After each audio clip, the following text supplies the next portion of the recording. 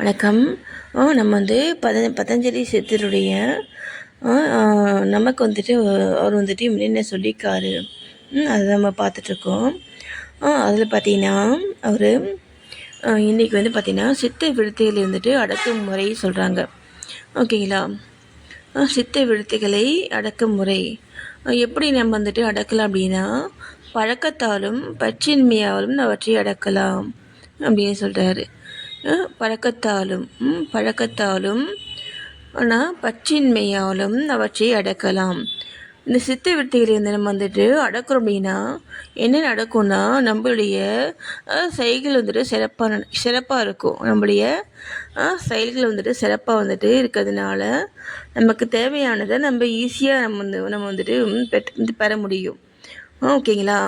அதுதான் பார்த்திங்கன்னா இந்த சித்தை விருத்திகளையே நம்ம கண்ட்ரோல் பண்ணுறதுனால நமக்கு கிடைக்கக்கூடிய நன்மை இது. ஓகேங்களா? எப்படி நம்ம கண்ட்ரோல் பண்ணலாம் அப்படின்னா, பழக்கத்தாலும் பற்றின்மையாலும்.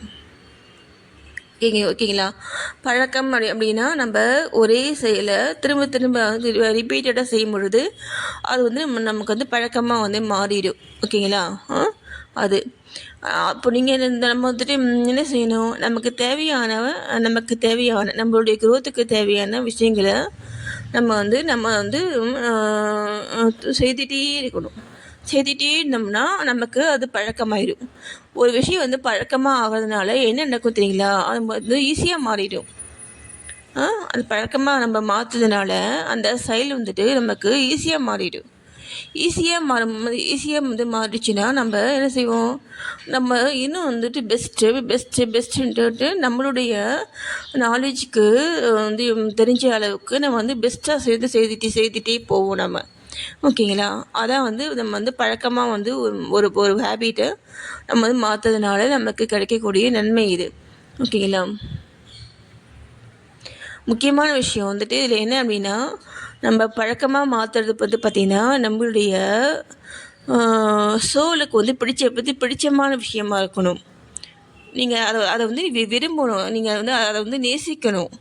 சரிங்களா? நீங்கள் அதை நீங்கள் நேசித்தாதான் உங்களுடைய சோல் ஹாப்பியாக இருக்கும். ஹாப்பியாக இருந்தால் தான் நீங்கள் அதை கண்டினியூ பண்ண முடியும்.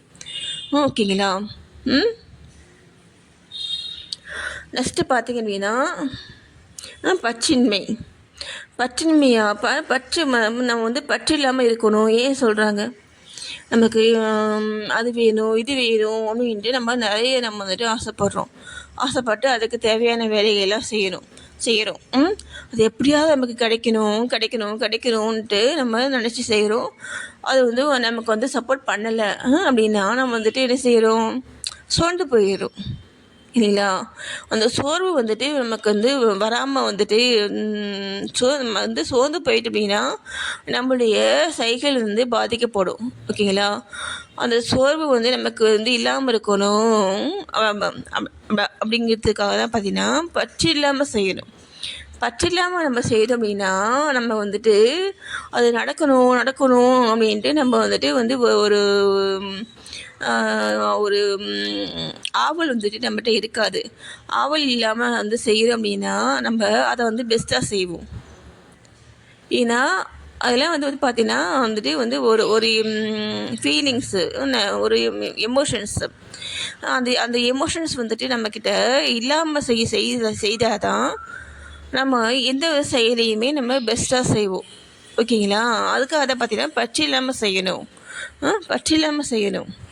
ஓகேங்களா? அப்புறம் என்ன சொல்கிறாருன்னா, நம்ம இந்த பற்று இல்லாமல் செய்யறது பார்த்திங்கன்னா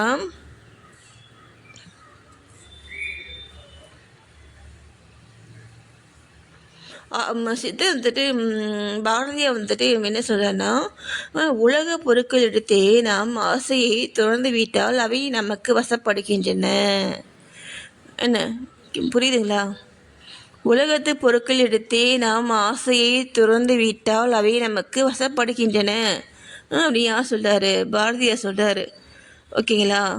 ஆவல் உள்ளவரை நாம் அவற்றுக்கு வசப்பட்டிருக்கின்றோம்.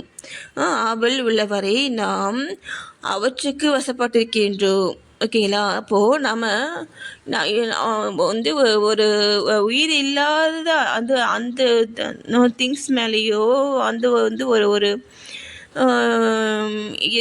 ஏதோ ஒன்று ஓகேங்களா, அது மேலே நம்ம அது அது அது அது அதை டிபெண்ட் பண்ணி நம்ம இருக்கணுமா, இல்லை நம்மளை டிபெண்ட் பண்ணி அந்த அந்த பொருள் வந்துட்டு வந்து இருக்கிறது நல்லதா? நம்மள டிபெண்ட் பண்ணி வந்துட்டு இருக்கிறது தான் நமக்கு நல்லது. ஓகேங்களா? ஏன்னா நாம தானே நம்ம தானே வந்துட்டு முக்கியம் நமக்கு. நான் சொல்றது வந்து புரியுதுங்களா உங்களுக்கு? பாரதியார் வந்துட்டு என்ன சொல்றாருன்னா, உலகத்து பொருட்களிடத்தே நாம் ஆசையை துறந்து விட்டால் அவை நமக்கு வருகின்றன அப்படின்னு சொல்றாரு. அப்போது இந்த இந்த உலகத்தில் இருக்கக்கூடிய பொருட்கள் எல்லாமே எல்லாமே வீடு மனை அப்படின்னு சொல்லுவாங்க, நிறைய விஷயங்கள் சொல்லுவாங்க இல்லையா? இதெல்லாம் வந்துட்டு நமக்கு வந்துட்டு கிடைக்கணும் அப்படின்னா நம்ம என்ன செய்யணும்? அந்த அந்த பொருட்கள் இடத்தே உள்ள ஆசையை வந்து நம்ம வந்து திறந்துடணும். திறந்துட்டு நம்ம செயல்பட்டோம் அப்படின்னா அவை நமக்கு வருகின்றன அப்படின்ட்டு பாரதியார் வந்துட்டு சொல்கிறாங்க. ஓகேங்களா? ஆவல் வந்துட்டு இருக்கும் வரை நாம் அவற்றுக்கு வசப்பட்டிருக்கின்றோம். அந்த அந்த ஒரு ஆசையோடு நம்ம வந்து செயல்பட்டோம் அப்படின்னா அது கிடைக்கணும் கிடைக்கணும் கிடைக்கணும் கிடைக்கணும்னு நம்ம வந்து செயல்படும் பொழுது பார்த்திங்கன்னா நாமளாக வந்துட்டு செயல்பட முடியாது. ஓகேங்களா? அதை தான் அவர் சொல்ல வர்றாரு. ஓகேங்களா? இப்போ அப்புறம் பாருங்கள், அப்புறம் என்ன சொல்கிறேன்னா, பற்றின்மையால் ஜீவனை அறிவதால் குணங்கள் எடுத்தும் பற்றின்மை உண்டாகின்றது. புரியுதுங்களா? நம்ம ஜீவனை பட்டின்மை வந்துட்டு நம்மகிட்ட வந்துட்டு இருக்குது அப்படின்னா நமக்கு வந்துட்டு ஜீவன் என்னது, நாம யார் அப்படிங்கிற உண்மை வந்து நமக்கு புரியும். அந்த உண்மையை வந்து புரிஞ்சுது அப்படின்னா நம்ம வந்துட்டு என்ன செய்வோம், நமக்கு நம்ம நம்ம நம்மக்கிட்ட இருக்கக்கூடிய அந்த குணங்கள் சத்துவ குணம், ரசவ குணம், தாமச குணம், இந்த மூன்று குணங்கள் மீதும் வந்து நமக்கு உண்டாகக்கூடிய பற்று வந்துட்டு இல்லாமல் போயிடும். நான் சொல்ல புரியுதுங்களா? இந்த மனித பிறவியை செயல்பட வந்து நமக்குள்ளே உண்டாகக்கூடிய குணங்கள் இருந்தால் பார்த்தீங்கன்னா இந்த 3 குணங்கள், இந்த 3 குணங்கள் மீதும் நமக்கு பற்றின்மை வந்துட்டு போயிடும். பற்று வந்துட்டு இருக்காது. இப்போது இந்த 3 குணங்கள் வந்துட்டு என்னங்கிறது உங்களுக்கு தெரியுங்களா? சத்துவ குணங்கள்னால் வந்து ரொம்ப மேன்மையான குணங்கள். ரசவ குணம் அப்படின்னா பார்த்திங்கன்னா நம்ம இந்த இல்வாழ்க்கையிலிருந்து நம்ம செயல்படக்கூடிய விஷயங்கள். அந்த காலத்தில் வந்து என்ன சொல்லுவாங்கன்னா, அந்த போர் வீரர்கள், ராஜாக்கள் இவங்கெல்லாம் வந்து பார்த்திங்கன்னா அந்த ரசவ குணம் வந்துட்டு உள்ள பர்சன்ஸு அப்படின்னு சொல்லுவாங்க. இப்போது நமக்கு வந்துட்டு இந்த இந்த ரசவ குணம் வந்துட்டு உள்ள பர்சன்ஸ் தான் நம்ம எல்லாருமே. தமோ குணம் அப்படின்னா அவங்க கொஞ்சம் வந்து ரொம்ப ரொம்ப வந்து மோசமான இது குணங்கள் வந்துட்டு யார்கிட்ட இருக்கோ அவங்களாம் பார்த்தீங்கன்னா தமோ குணம் வந்து உள்ள பர்சன்ஸ். ஓகேங்களா? இப்போது இது பார்த்தீங்கன்னா இப்போது இந்த 3 குணங்கள் மீதும் இருக்கக்கூடிய பற்றை விடுவதே பரமாத்மா ஞானம் வந்து கிடைக்கிறதுக்கான வழியும் சொல்கிறாங்க. ஓகேங்களா? பாரதியார் வந்துட்டு என்ன சொல்கிறாருன்னா, இந்த 3 குணங்கள் மீதும் இருக்கக்கூடிய பற்றை விடுவதே வைராக்கியத்தின் சிகரம். வைராக்கியம்னா என்னது? வைராக்கியம்னா வந்துட்டு வந்து விருப்பம் இல்லாமல் இது இருக்கிறது. ஓகேங்களா? அந்த விருப்பம் இல்லாமல் வந்துட்டு நம்ம வந்து செயல்படுறோம் பார்த்தீங்களா? இதனுடைய உச்சக்கட்டம் சொல்லுவாங்க இல்லையா? இதுதான் எண்டு அப்படி சொல்லுவாங்க இல்லையா? அந்த எண்டு தான் வந்து பார்த்திங்கன்னா நமக்கு பரமாத்ம ஞானம் வந்துட்டு கிடைக்கிறது. இதுக்கு நடுவில் நமக்கு தேவையான நம்ம வந்து இந்த பரமாத்ம ஞானத்தை நோக்கி நம்ம போகும் பொழுது நமக்கு தேவையான எல்லாமே நமக்கு கிடைக்கும்.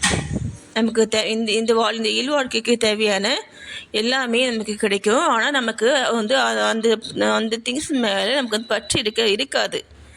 சரிங்களா? பற்று வந்துட்டு இல்லாமல் இருக்குது அப்படின்னா தான் அது கிடைச்சி எல்லாமே உங்ககிட்ட தங்கும். சரிங்களா?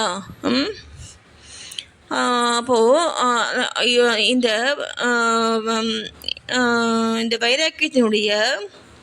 வைராக்கியத்தினுடைய வந்து எண்ட் ஸ்டேஜ் தான் பார்த்திங்கன்னா பரமாத்மா ஞானம் கிடைக்கிறது.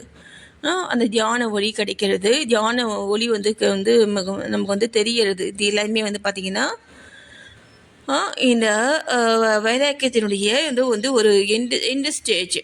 ஓகேங்களா? இதை வந்து ட்ரை பண்ணுங்க. ஓகேங்களா? ம். நன்றி.